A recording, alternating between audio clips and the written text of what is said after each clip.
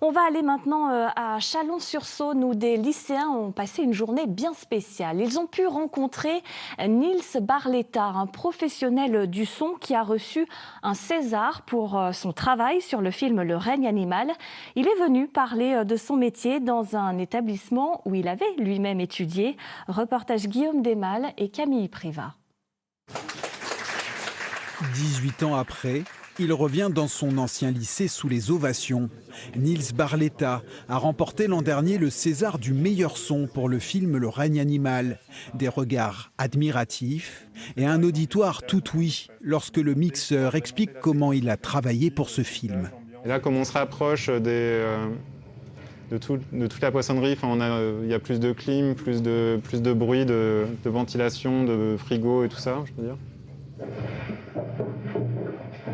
Une découverte de l'envers du décor et une source d'inspiration pour ces élèves orientés vers les métiers du son. Nous, on prépare des concours, mais on ne sait pas trop comment ça va se passer après. Et du coup, ça permet de ramener du concret dans ce qu'on va faire après. C'est super vaste, tout ce qu'on peut faire. Donc on se pose forcément la question de qu'est-ce qu'on va faire. Et je pense qu'on ne s'attend pas à ce qu'on va faire après non plus.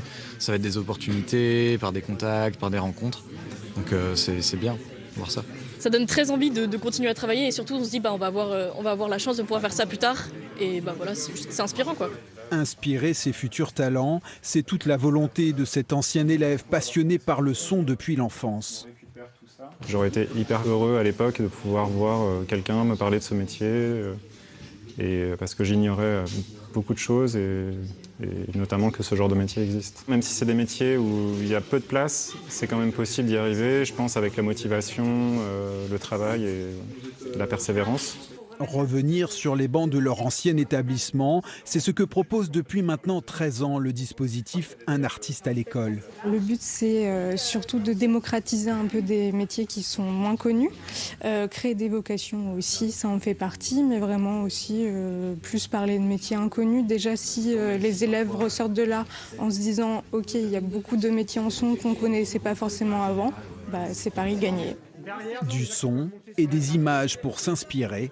Parmi ces élèves se cache peut-être un artiste qui s'ignore.